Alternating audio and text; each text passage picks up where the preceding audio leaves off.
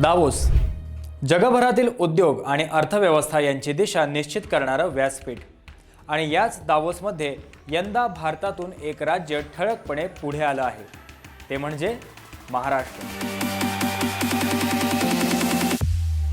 मुख्यमंत्री देवेंद्र फडणवीस यांनी म्हटलं होतं, महाराष्ट्र हे भारताच्या भविष्याचं पॉवर हाऊस आहे आणि पहिल्याच दिवशी 14,50,000 कोटी रुपयांचे गुंतवणूक करार झाले, तेव्हा हे विधान फक्त शब्द नसून आकड्यांनी सिद्ध झालेलं वास्तव ठरलं।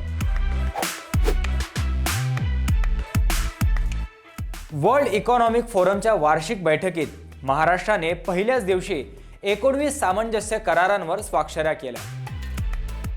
एकूण गुंतवणूक 14.5 लाख कोटी रुपये, अपेक्षित रोजगार 15 लाखांहून अधिक।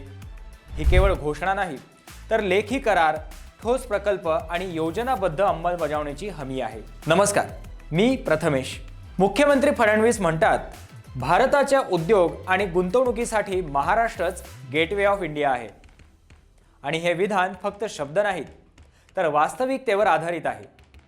महाराष्ट्राकडे आहे मजबूत पायाभूत सुविधा ज्या उद्योगांच्या वाढीस मार्गदर्शन करतात, कुशल मनुष्यबळ जे तंत्रज्ञान आणि इनोव्हेशनला हातभार लावतं, उद्योगपूरक धोरण जे गुंतवणूकदारांसाठी विश्वासार्ह वातावरण तयार करते, निर्णयक्षम प्रशासन जे प्रकल्प वेळेत आणि दर्जेदार पद्धतीने राबवतो। या सर्व घटकांमुळे जगभरातील उद्योग आणि गुंतवणूकदार महाराष्ट्राकडे पहिली पसंती देत आहेत। म्हणजेच महाराष्ट्र फक्त भारताचा आर्थिक हब नाही, तर उद्योग, तंत्रज्ञान आणि रोजगाराचा केंद्रबिंदू बनत आहे। यंदाच्या दावोस गुंतवणुकीचं वैशिष्ट्य म्हणजे ती एकाच क्षेत्रापुरती मर्यादित नाही। IT आणि ITS, डेटा सेंटर्स, हरित व अपारंपरिक ऊर्जा, EV आणि ऑटोमोबाईल, पोलाद निर्मिती, अन्न प्रक्रिया, जहाज बांधणी, लॉजिस्टिक्स आणि डिजिटल इन्फ्रास्ट्रक्चर, म्हणजेच महाराष्ट्र फक्त आजचं नाही, तर उद्याच्या अर्थव्यवस्थेची पायाभरणी करत आहे। ही गुंतवणूक केवळ मुंबई किंवा MMR पुरती मर्यादित नाही। पालघर, रत्नागिरी, गडचिरोली, अहिल्यानगर या भागांमध्ये उद्योग पोहोचणार असल्याने प्रादेशिक समतोल विकास आणि स्थानिक रोजगार निर्मितीला चालना मिळणार आहे। विशेषतः गडचिरोलीसारख्या भागात 20,000 कोटींचा स्टील प्रकल्प हा मोठा गेम चेंजर ठरणार आहे।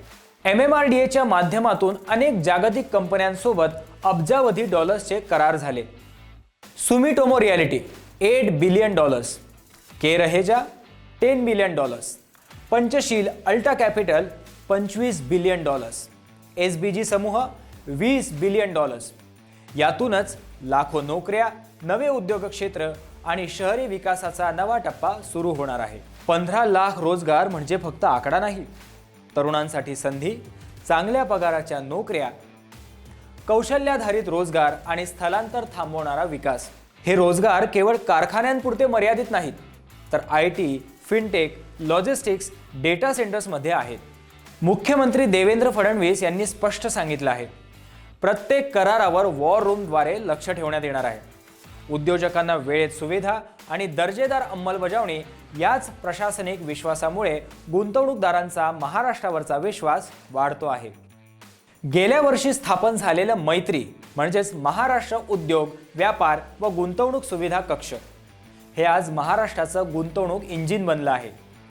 एक खिडकी, एक संपर्क बिंदू आणि जलद निर्णय, यामुळेच यंदा गुंतवणुकीचा ओघ आणखी वेगाने वाढतो आहे। दावोसमधून AI, quantum computing, fintech, logistics, EV आणि हरित ऊर्जा या क्षेत्रात आणखी मोठे करार होण्याची शक्यता आहे। म्हणजेच 14.5 लाख कोटी हा शेवट नाही, ती फक्त एक सुरुवात आहे। दावोसमधील हे करार फक्त गुंतवणुकीचे नाहीत, ते महाराष्ट्राच्या भविष्याचे संकेत आहेत। उद्योग, रोजगार, तंत्रज्ञान आणि शाश्वत विकास या सगळ्याच बाबतीत महाराष्ट्र आज भारताच्या भविष्याचं पॉवर हाऊस बनत आहे आणि जगभरातील उद्योग विश्व याच महाराष्ट्राकडे आशेने पाहत आहे। हा व्हिडिओ तुम्हाला कसा वाटला ते कमेंटमध्ये नक्की कळवा आणि व्हिडिओला लाईक करा, शेअर करा आणि आमच्या YouTube चॅनलला नक्की सबस्क्राईब करा।